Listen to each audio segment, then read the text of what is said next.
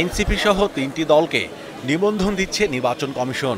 তবে সে তালিকা থেকে বাদ পড়ায় ৪ নভেম্বর থেকে আমরণ অনশনে আমজনতা দলের সদস্য সচিব তারেক রহমান।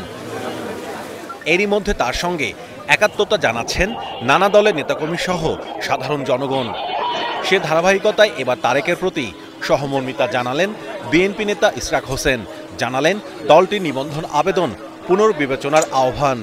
আমি বলছি যে খতিয়ে দেখা অবশ্যই উচিত, কারণ এটা উনি নিশ্চয়ই এখানে নাটক করার জন্য 4 দিন ধরে অনশন এখানে করেন নাই, এবং ওনার সাথে আমার যোগাযোগ আজকে থেকে না, বহু আগে থেকে।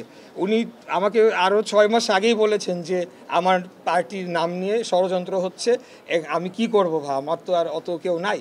আমি বলেছি যে আপনারা চেষ্টা করতে থাকুন, নিশ্চয়ই আপনাদের শুভাকাঙ্ক্ষীরা আপনাদের পাশে এসে দাঁড়াবে। তো নিবন্ধন দেওয়ার জন্য বলছি না, প্রক্রিয়াটা আবার আপনারা যাচাই করে যদি কোয়ালিফাই নাই করে তাহলে তো সেই বিষয়ে কোনো কারোর কিছু বলা থাকবে না।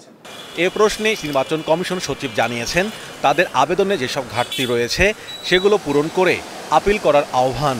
নামঞ্জুর করা হয়েছে কিছু শর্তের আওতায়, এবং ওনারা কিছু কিছু জায়গায় ওনারা বলছেন যে আমরা এটার সাথে একমত নই। ঠিক হতেই পারে, সেটা পুনর্বিবেচনা, সংশোধন, পরিবর্জন ইত্যাদির জন্য আবেদন করতেই পারেন। আবেদন করলে কমিশন সেটা বিবেচনায় নেবেন কি নেবেন না সেটাগুলো পরের ব্যাপার। আমি যেটা বলতে চাচ্ছি যে সেটা হচ্ছে যে সীমিত বা এটা সীমাবদ্ধতার ভিতরে যেন আমরা না আসি। এছাড়া প্রবাসী ভোটারদের জন্য 16 নভেম্বর অ্যাপ চালুর কথা থাকলেও সেটি 18 নভেম্বর চালু হবে বলেও জানান আখতার আহমেদ।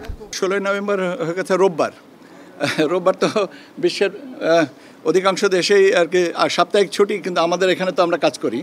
তো সেটা বিবেচনা করে দেখা গেল যে এটা আমাদের 18 তারিখ করলে জিনিসটা ভালো হয়। আর এর সাথে আরও একটা জিনিস আছে যে 18 তারিখ আমরা আমাদের চূড়ান্ত ভোটার তালিকা প্রকাশ করব।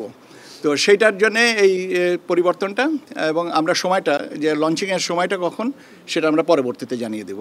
এদিকে 13 নভেম্বর থেকে রাজনৈতিক দলগুলোর সঙ্গে সংলাপ শুরু হতে পারে বলেও আভাস দিয়েছে নির্বাচন কমিশন।